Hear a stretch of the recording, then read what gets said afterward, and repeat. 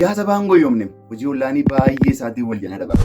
YouTube irraa qofa yoo xiqqaate bilbila keenya qofatti fayyadamuudhaan ji'atti yuuroo 70 fi sana ol fayyadamuu argachuu hin dandeenye. YouTube'dhaan qarshii hojjechuu doolaara argachuu gaafa jedhamu waan guddaatti dhagaa waan guddanneef waan ulfaataa nutti fakkaata. Garuu akkamitti YouTube irraa qarshii akka argachuu dandeenyu viidiyoo kanarratti gara dhumaarratti walii wajjin hin ilaalan. Akkamittiin hordoftoota TikTokii keenyarraa fi Facebookii keenyarra jiran gara YouTube chaanaalii keenyatti dabarfannee haala salphaadhaan qarshiitti argachuu dandeenya, doolaarratti argachuu dandeenya. Namni kamillee TikTokii hin fayyadamu. Baay'een isaanii qarshii invest irratti godhanii kaan isaanii waayifaa argatanitti fayyadamanii yeroo keessan gubuusaa eegan oollee qarshii keessa fudhachuusaa eegan oollee bilbiluma fargaa qabnu kana fayyadamnee maaliifiin doolaara hojjechuutti hojii ollaan ittiin jijjiiramu jechuudha. Akkamittiin YouTube irraa qarshii gara akkaawuntii baankii keessanitti dabarfatan hordoftoota 32 irraa ka'ee torbanii tokko gidduutti hordoftoota hamma kanaa deeme. Hordoftoota tokko argachuu jechuun baay'ee salphaadha. Namni onlaayinii irraa qarshii argachuu jechuun yaada isaa gurgurachuu jechuudha. San caala garuu YouTube irratti wanti baay'ee isaa kan ilaalamu quality sagalee isin record gosin gadi. Kana namoonni baay'ee viidiyoo babbareedaa viidiyoo namoota baay'eedhaa barumsa kennuu danda'u baay'ee isaa hin gaddisu garuu nama baay'ee biran viidiyoo tokkichaan wachaa horii kumaa horii kana cumanii dandeessu hojjechuu danda'anii hojii isaanii dogoggora roongii keessa of galchan jira. Yaa sabaan goyoomne hojii ollaanii baay'ee isaatiin wal jala dabarre. YouTube irraa qofa yoo xiqqaate bilbila keenya qofatti fayyadamuudhaan ji'atti yuuroo 70 fi sana ol fayyadamuu argachuu hin dandeenye. Yoo xiqqaate kana jechuun qarshii Itoophiyaatti atleast qarshii 13,000 aga 18,000 kan ta'u bilbila keenya qofa fayyadamuudhaan hojjechuu hin dandeenye. Yeroo baay'ee hojii ollaanii yookaan YouTube'dhaan qarshii hojjechuu doolaara argachuu gaafa jedhamu waan guddaatti dhagaa waan guddanneef waan ulfaataa nutti fakkaata. Garuu akkamitti YouTube irraa qarshii akka argachuu dandeenyu viidiyoo kanarratti gara dhumaarratti walii wajjin hin ilaalla. Jaarraa kana keessa namni sooshaal miidiyaa fayyadamne jiru. Namoonni fayyadamne baay'ee muraasa. Namni kamiyyuu yoo xiqqaate TikTok akkaawuntii fi Facebook akkaawuntii hin qaba. Atleast achirraa immoo yoo xiqqaate hordoftoota 1,200 olii malee sanii gadi namni qabu hin jiru. TikTok jechuun ganama bantee galgalatti hordoftoota 500 ol argachuu kan dandeessu. Garuu TikTokiin biyya Itoophiyaa kana keessatti immoo qarshii waan baay'ee kaffalu miti. Kanaaf akkamittiin hordoftoota TikTokii keenyarraa fi Facebookii keenyarra jiran gara YouTube chaanaalii keenyatti dabarfannee haala salphaadhaan qarshiitti argachuu dandeenya, doolaaratti argachuu dandeenya kan jedhu viidiyoo kana keessatti walii wajjiniin gadi fageenyaan hin ilaalu. Bara kana keessa namni sooshaal miidiyaa fayyadamne hin jiru. Ispeeshaalii TikTok irratti baay'ee xiyyeeffatu. Atleast waggoota 4, 3, 2 waggoota kanaa as namni kamillee TikTokii hin fayyadamu. Baay'een isaanii qarshii invest irratti godhanii kaan isaanii waayifaa argatanitti fayyadamanii TikTokiin ilaalu. Garuu yeroo isaanii egaa gubuun yeroo keessan gubuusaa eegan oollee qarshii keessa fudhachuusaa eegan oollee bilbiluma fargaa qabnu kana fayyadamnee maaliifiin doolaara hojjechuutti hojii ollaan ittiin jijjiirran. Kanaaf immoo akkamittiin akka hojii ollaanii hojjennu sinan argisiisa. Biyya Itoophiyaa kana keessatti amanamummaadhaan qarshiitti argachuu kan danda'amuu fi baay'ooliin jireenya isaanii kan itti jijjiirame hojii ollaanii keessa YouTube'dha amanamummaadhaan. Amma TikTok irra namoonni baay'ee follow godhi, subscribe godhi, share godhi, taap godhi jechaa oolu. Inni kun garuu sobadha. Hordoftootatti guddisuu fi wantoota tokko tokkoof sin fayyada. Sanarra kan darbe garuu qarshiitti argachuudhaaf sanarra wanti Itoophiyaa keessatti kaffalamu hin jiru. Beebii tarii giiftii live irratti isinii kennamee fi promooshinii hojjetan irra kan darbe TikTokiin Itoophiyaa keessatti waan kaffalu miti. Kun soba namoonni akkasitti goyyumfamtan pilaatfoormiitti yeroo baay'ee itti aaru keessaa tokko TikTokiidha. Kanaaf namni kamillee hordoftoota egaa amma kanaa qabatanii bifa kamiidhaan gara YouTube'itti hordoftoota keenya TikTokii jala 20,000 fi sanii ol qabu. Atleast yoo xiqqaate namni tokko hordoftoota xiqqaa qaba jedhu 1,500 ol. YouTube'iin immoo YouTube irraa qarshii hojjechuudha. Qabamatti mata dureen as keessatti wajjin ilaallu monetizing maali? YouTube'iin qarshii YouTube irraa hojjechuudhaaf maal nurraa barbaada? Wantoota gurguddaan lama bichaadha kan inni barbaada. Wantoota salphaatti hojjechuu dandeenyu YouTube'iin waan lama duwwaadha nurraa barbaada. Innis hordoftoota nama 1,000 fi wachaa horii sa'aatii viidiyoon keessan ilaalame walitti ida'ame kana jechuun viidiyoon keessan ilaalame walitti ida'ame sa'aatii 4,000 gahu jechuudha. Kana jechuun immoo baay'ee salphaadha. Akkamittiin hordoftoota yeroo baay'ee TikTok irraa gara kanatti dabarsuun hin ulfaata. Garuu akkamittiin hordoftoota TikTok irraa qabnu guutummaa isaanii hordoftoota Facebook irraa qabnu guutummaatti gara YouTube'itti dabarfannee kallattiitti qarshii argachuu dandeenyu mijeeffanna kan jedhu viidiyoo kana keessatti walii wajjin ilaalla. Namoonni chaanaalii kootiif haaraa taatan subscribe gochuudhaan follow like gochuudhaan haga dhumaatti na wajjin turaadha. Ani eenoo qobsaniiti. Monetize jechuun maal jira jalqabarte? Monetize jechuun YouTube irraa qarshii argattanii gara baankii keessanitti jijjiiruudhaan dura YouTube keessatti ulaagaa YouTube isinirraa barbaadu guuttanii YouTube irraa ulaagaa isinirraa barbaadamu sanaan immoo paartinara yookaan YPP keessa galtanii paartinara YouTube taatanii achirraa qarshii argachuu jechuudha. Akkamittiin YouTube irraa qarshii gara chaanaalii keessatti gara akkaawuntii baankii keessanitti dabarfattan immoo viidiyoo kana dhumarratti wajjin ni ilaalla. YouTube irraa qarshii argachuudhaaf jalqabarra kan barbaachisu hordoftoota nama 1,000 nama 1,000 hordoftoota 1,000 jechuudha. San dursa garuu YouTubein akkamitti akka kireet ta'uun sinitti hima. YouTube chaanaalii akkamitti akka kireet gootan. YouTube chaanaalii akka kireet gootanii booddeedha gara kanatti kan dhuftan. YouTubein kireet ta'uudhaan dura chaanaalii banachuudhaan dursa imeeliitu barbaachisa. Imeelii keessan egaa kireet gootanii booddee lakkoofsa bilbilaa keessa fayyadamtanii imeelii keessan egaa kireet gootanii booddee sanatti booddee imeelii keessa galuudhaaf fakkeenyaaf akkata kanatti. Bifa kana fayyadamtanii imeelii keessan keessa erga seentanii booddee imeelii keessan jalatti imeelii keessan bukkeetti create channel kan jedhu isinii dhufa. Create channel kana fayyadamtanii chaanaalii dhuunfaa keessanii banattu. Chaanaalii banachuu jechuun wanta guddaa tokko fakkaatee isinitti ulfaate. Namoonni baay'een chaanaalii banuu jechuun wanta qarshii guddaa nama barbaachisu, piroosesii guddaa nama barbaachisu, wantoota adda addaa nama barbaachisu isinitti fakkaachuu danda'a. Garuu sammiti viidiyoo kanarraa booddee hundumti keessaniyyuu chaanaalii mataa keessanii banattanii kallattii YouTubein ittiin qarshii isinii kaffalamurra deemuu danda'uudha qabdu. Sooshaal miidiyaa fayyadamte erga ta'e. Sooshaal miidiyaa fayyadamte erga ta'e. Invest gootee yeroo kee irratti gadhiistee hojjette erga ta'e isuma TikTok irratti hojjetu sana. TikTok irratti hojjetu sana, Facebook irratti gadhiistu sana bifa itti barumsa gaarii qabu. Bifa itti namoonni kontentii kee jaallatanii, viidiyoo kee jaallatanii, si duukaa bu'anii ilaalanii YouTube itti zoortee isuma TikTok irratti gadhiistu sana bifa wal fakkaataadhaan, bifa barnoota qabuun chaanaalii dhuunfaa keetti irratti gadhiisaa yoo deemte osoo yaadiin kallattii doolaara harkaatti tarkaanfattee ceetaa jechuudha. Sanaaf immoo na duukaa bu'aa. Egaa jalqaba irratti maal barbaachisa? Hordoftoota 1,000 duwwaa. Hordoftoota 1,000 jechuun immoo baay'ee ulfaataa isinitti fakkaate. Baay'ee very simple. Fakkeenyaaf ani kun isa kana ilaala. Hordoftoota 32 qaban ture. Hordoftoota 32 irraa ka'ee torban 2 kan hin caalle gidduutti torbee tokko gidduutti hordoftoota hamma kanaa deeme. Hordoftoota 1,000 argachuu jechuun baay'ee salphaadha. Kanaaf inni guddaan maal akkamittiin yeroo gabaabaa keessatti immoo hordoftoota keessan akka guddisuu dandeessan illee ammasuma irratti ibsa isinii godha.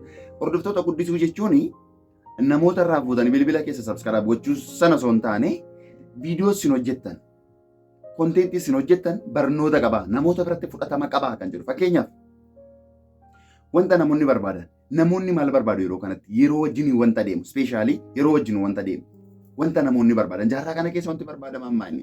Jaarraa kana keessa wanti barbaadamu maal? Dhaloonni maal barbaada? Namni maal barbaada?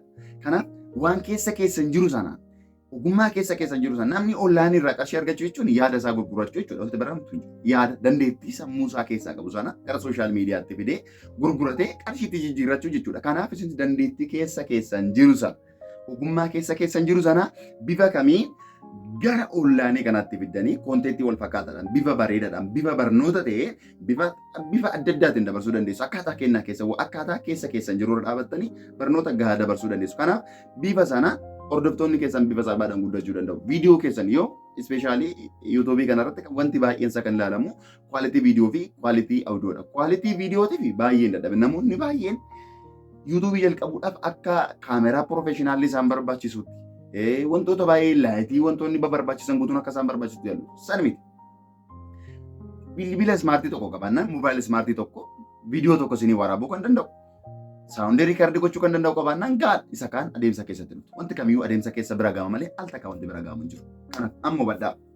Bilbila tokko erga qabaattanii kaameraa waraabuu kan danda'u erga qabaattanii laayitiidhaaf wantootuma gaatan viidiyoo namti keessan akka mul'atuuf wanta godhu gochuu dandeessu. San caala garuu YouTube irratti wanti baay'eessaa kan ilaalamu kwaalitii sagalee isin riikaardii gootaniiti. Isa kana immoo bilbila keessan irratti hundaa'a. Bilbilli kamiyyuu ati kana at least smartphone kamiyyuu akka barbaachisaa ta'etti sagalee keessan riikaardii gochuu danda'a. Riikaardii erga isinii ta'ee booddee immoo weebsaayitii barbaadan irra seentanii akkatii fayyadamtanii appilikeeshinii garaagaraa fayyadamtanii sagalee keessan profeshinaalii akka istuudiyootti riikaardii ta'etti jijjiirrachuu hin dandeessu jechuudha hundumti keessanii. Kanaaf bifa salphaadhaan hordoftoota keessan 1,000 taasisuu dandeessu. Sanarraa kan darbe immoo akkamittiin hordoftoota keenya TikTok irraa fi Facebookii chaanaalota adda addaa akkaawuntii waan adda addaa irraa qabnu gara yuutuubii keenyatti binna. Atilistii akkuma jalqaba isinii kaasee namni kamillee yoo xiqqaate hordoftoota 1,500 ol qaba TikTok irraa yoo xiqqaate. Eenyumtillee TikTok jechuun bifa salphaadhaan hordoftoota baay'een argamuu kan danda'udha waan ta'eef. Kanaaf maal gootu viidiyoo keessan isa TikTok irratti gadhiistan sanarratti akkaawuntii keessan yookaan chaanaalii keessan isa YouTube irraa kireet gootan kana liinkii isaa viidiyoo keessan hundumarratti galchitu jechuudha. Akkaataa ittiin namoonni yuutuubii keessan argachuu danda'an bifa salphaadhaan yuutuubii keessan chaanaalii keessan argatanii namoonni chaanaalii keessan sabskiraayib gochuu akka danda'an. Sanarra kan darbe immoo yuutuubii irratti viidiyoo isin dheeraa gadhiistan, viidiyoo isin barnoota isin gadhiistan namoonni baay'ee viidiyoo babbareedaa, viidiyoo namoota baay'eedhaaf barumsa kennuu danda'u baay'ee isaa hin gadhiisu garuu nama baay'ee bira hin ga'u. Kun immoo akkaataa itti fayyadamu wallaaluu isaaniiti malee viidiyoon isaanii sun gadi bu'aa waan ta'eef miti. Fakkeenyaaf chaanaalii keessan irra hordoftoota xiqqaa qabdu yoo ta'e TikTokii keessan irraa immoo atleast 2,000, 4,000, 5,000 ol qabdu yoo ta'e viidiyoo isin TikTok irratti gadhiistan sana YouTube irratti isa dheeraa isaa hojjetan sana keessaa paartiiwwan baay'ee barnoota sana yookaan viidiyoo dheeraa chaanaal irratti gadhiistan sana isin ibsu kuttanii TikTokii keessan irra gaa'uu dandeessu jechuudha. Kanaan maal gootu hordoftoota keessan TikTokii fayyadama sana guutummaa gara YouTubii keessanitti dabarfachuu dandeessu jechuudha. San duwwaas miti immoo riilii fayyadamuu dandeessu. Fakkeenyaaf Feesbuukiin illee akkaawuntii yoo bantan atleast yeroo gabaabaa keessatti Facebook jechuun immoo amma tokko eegatti fayyadama jalqabametu tureera waan ta'eef bifa namni kamillee eenyumti illee akkaawuntii Facebook isaa galee cheek osoo godheeti namni yoo xiqqaate 3,000 gadi qabu hin jiru yoo tarii namoota ji'oota muraasa gidduutti banan yoo ta'u irra kan darbe eenyumtiyyuu Facebook irraa followersii yookaan ad friendii 3,000 ol qaba. Kana viidiyoo isin YouTube irratti gadhiistan sana iddoo paartiiwwan viidiyoo keessan isa gaggaarii ibsuu danda'u keessaa kuttanii gara Feesbuukii keessanitti fiddanii Feesbuukii keessanitti maxxansitu. Egaa Feesbuukii keessanitti maxxansitanii booddee namoonni gara chaanaalii keessanii dhaqanii akka ilaalaniif immoo liinkii keessan yookaan koomentii yookaan diskiripshinii yookaan gubbaa isaatti irra gootanii namoonni bifa salphaadhaan gara yuutuubii keessanii akka dhaqan hordoftoota achirraa qabdan gara yuutuub chaanaalii keessanitti affeerrattu jechuudha. Kunillee karaa sabskiraabarii keessan ittiin guddifattanii fi hordoftoota TikTok irraa fi Facebook irraa qabdan gara chaanaalii yuutuubii keessanitti ittiin dabarfattan keessaa daandiin ani itti fayyadame keessaa isa tokkodha jechuudha.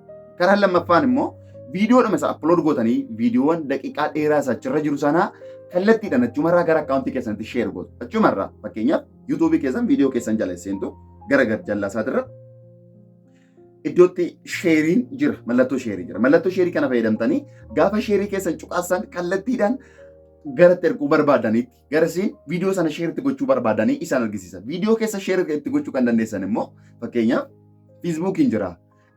Telegiraamiin jira. Namoota dhuunfaatti erguu dandeessu. Akkasuma immoo Telegiraam irraa guuppiiwwan adda addaatti sheer gootanii namoonni achirraa arganii gara chaanaalii keessanii dhaqanii bifa salphaadhaan sabskiraayib akka godhan viidiyoo isin gadhiistan namoota baay'ee ofitti akka hammachuu danda'u viidiyoo keessan irratti hundaa'ee sabskiraayibarii keessan bifa salphaadhaan guddisuu dandeessu jechuudha. Kanaaf kana fakkaata. Inni lammaffaan yuutuubiin kan inni barbaadu ni jalqaba hordoftoota 1,000 jennee inni immoo bifa ittiin bira dabartan akka kanatti isinitti argisiiseera. Inni lammaffaan immoo namoonni baay'een immoo bifa salphaatti bira darbuu dadhaban wachaaworii 4,000 sa'aatii 4,000 viidiyoo keessan irraa. Kana jechuun maal jechuudha? Wachaaworii 4,000 sa'aatii 4,000 jechuun viidiyoo isin upload gootan, viidiyoo isin yuutuubii keessan irratti gadhiistan hundumti isaa walitti ida'ame. Fakkeenyaaf viidiyoon keessan daqiiqaa 10 yoo ta'e, viidiyoo daqiiqaa 10 gadhiistan yoo ta'e, viidiyoo daqiiqaa 10 kun nama 1,000 isin ilaale yoo ta'e, 1,000 baay'isuu 10 jechuudha. 1,000 baay'isuu 10, 1,000 baay'isuu 10 yoo ta'e meeqa ta'a kaalkuleeshinii isaa? Bifa salphaadhaan viidiyoon daqiiqaa 10 sun namoonni baay'ee sabskiraabarii bira geenye garuu wachaaworii 4,000 akkamittiin bira gahuu dandeenya? Sa'aatii 4,000 akkamittiin bira gahuu dandeenya? Jedhu namoonni baay'een sodaatu. Garuu inni guddaan hojii keessan irratti hundaa'a malee wachaaworii 4,000 jechuun baay'ee waan xiqqaadha. Fakkeenyaaf ani fakkii irraa yoo ilaaltan viidiyoo tokkicha irraa yoo xiqqaate sa'aatii 1,000 oliin argatte viidiyoo tokko duwwaarraa. Look viidiyoo tokko irraa 4,000 argattan jechuun viidiyoon kiyya sun iyyuu viidiyoo daqiiqaa 7 fi sekendii 13. Viidiyoo daqiiqaa 7 fi sekendii 13 egaa viyuu yookaan wachaaworii 1,000 argadde. Viidiyoon kiyya sun atleast daqiiqaa 10 ol yoo ta'u immoo viidiyoo isin gadhiistan daqiiqaa 10 ol yoo ta'u viidiyoon keessa sun immoo namoota biratti jaallatameera taanaan viidiyoo tokkichaan wachaaworii 4,000 kana cufuu dandeessu jechuudha. Kanaaf karaa salphaadhaan seera yuutuubiin isinirraa barbaadu kana guutummaa isaa cuftanii gara addunyaa doolaara lakkaa'utti walii wajjin ce'uu dandeenya jechuudha. Kanaaf wachaaworii jechuun akkuma kana daqiiqaan isin gadhiista sun walitti ida'amanii. Kana jechuun sa'aatii 4,000 jechuun daqiiqatti gaafa zoru sa'aatii 4,000 baay'isuu daqiiqaa 60 gaafa jennu daqiiqaa 240 akkas ta'a. Kana jechuun immoo viidiyoo isin gadhiistan sun at least viidiyoo sa'aatii daqiiqaawwan dhedheeraa irratti xiyyeeffachuudha qabdu. Fakkeenyaaf karaa lamaanidha kan viidiyoon keenya ilaala. Kanaaf viidiyoo gaggabaabaa fi viidiyoo dhedheeraa nuti chaanaalii keenyarra keenyuun bifa salphaadhaan yuutuubiin keenya vaayiraalii nu bahuu danda'a jechuudha. Kanaaf egaa dogoggora namoonni baay'een uumuu danda'an chaanaalii isaaniitii irratti bifa gaariidhaan utuma hojjetanuu saabskiraabarii seera yuutuubiin barbaadu kana lamaan guutuudhaaf qofa hordoftoota 1,000 argachuu fi wachaaworii 4,000 viidiyoo keessan irraa daqiiqa walitti idaamee dhufu sana argachuudhaaf namoonni baay'een dogoggora uumanii utuma hojjechuu danda'anii hojii isaanii dogoggora roongii keessa of galchan jira. Amma baay'ee yuutuubii seerri isaa cimaa waan dhufeef wantoota baay'ee isaa naannoo sana cheegochuu hin danda'a. Kanaaf viidiyoo namoota akka jiru fakkeenyaaf yuutuubii irraa viidiyoo tokko daawulood gootanii kallattumaan akkuma jiruun yuutuubii irratti feetu yoo ta'e yuutuubii keessan irratti upload gootu yoo ta'e YouTube copywriting bifa salphaadhaan isin qabuu danda'a jechuudha. Kanaaf gaafa YouTube copywriting jala galtan immoo monetize gochuu irratti dhaqxanii maallaqa baasuu irratti isin daangessuu danda'a. Kanaaf tarii viidiyoowwan adda addaa akkasittiin bifa sana fayyadamuu barbaaddu yoo ta'e illee maal gochuu sanarraa eegama kallattiidhaan viidiyoo namoota buustanii upload gootu osoo hin taane viidiyoowwan buustan sana keessaa paartii nama hawwatuu fi namoota ofitti isiniif waamuu danda'an keessaa fudhatanii kallattiidhaan gara yuutuubii keessanitti fiddu. Egaa gara yuutuubii keessanitti fiddanii booddee yaada irratti kennuudhaan qeequu ta'uu danda'a, jajjabeessuu ta'uu danda'a, barnoota irratti kennuu ta'uu danda'a, wantoota adda addaa bifa kanaan yoo deemtan gara yuutuubii keessanii yoo fiddan koppiraayitiin yuutuubii isin hin qabu jechuudha. Kanaaf bifa kanaan deemuu illee hin dandeessu. So wachaaworii jechuu fi dogoggora namoonni baay'een uuman isa kanadha. Kallattiidhaan viidiyoo namaaf upload gootanii feetu yoo ta'e kun koppiraayitiidhaan isin qabuu danda'a.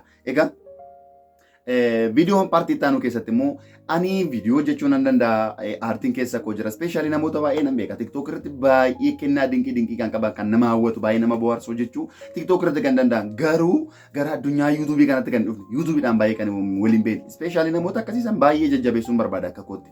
Namoonni kennaa addaa qabdan wantoota adda addaa maxxansuu dandeessa. Konteentuuma isin TikTokii keessan irratti maxxansitan sana bifa namatti toluu fi bifa barnoota qabuun gara yuutuubii keessanii fiddanii addunyaa doolaaratti walii wajjin deemuu dandeenya jechuudha. Kanaaf kallattii kana fayyadamaan isiniin jedha. Egaa viidiyoo kiyya ittaanu keessatti immoo akkamittiin imeelii banadha, akkamittiin chaanaalii mataa kootii banadha. Isa jedhu immoo tokko tokkoon isteeppiidhaan walii wajjin ilaalla.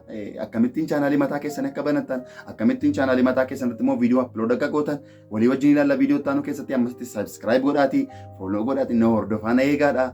Yaada keessan immoo waan gaaffii isinitti agammaatti ibsa isinii godhe keessatti wanta gaaffii isinitti ta'e yoo jiraate koomentii irratti yaada keessan naa barreessadha. Ani eenoo kobsaniitii agarumaatti wajjiniin jirra. Buloota keessan ispeeshaalii namoota kennaa adda addaa qaban YouTube irratti hojjechuu danda'u jettanii yaaddan viidiyoo kana share godhaafidha. Amma magaalaa addunyaa doolaaratti walii wajjin akka taagwaaznu jajjabeessa isiniin jedha. Horaa bulaa.